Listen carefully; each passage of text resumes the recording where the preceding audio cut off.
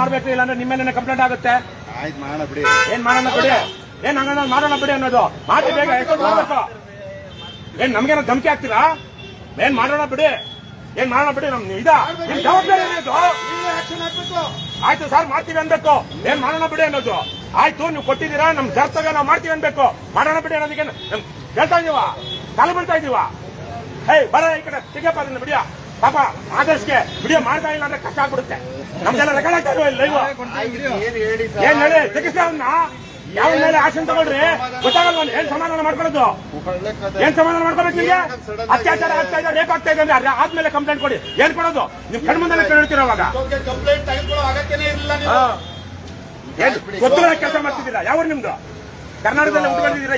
ಯಾವ ಕೋಟಾರಿ ನಿಮ್ದು?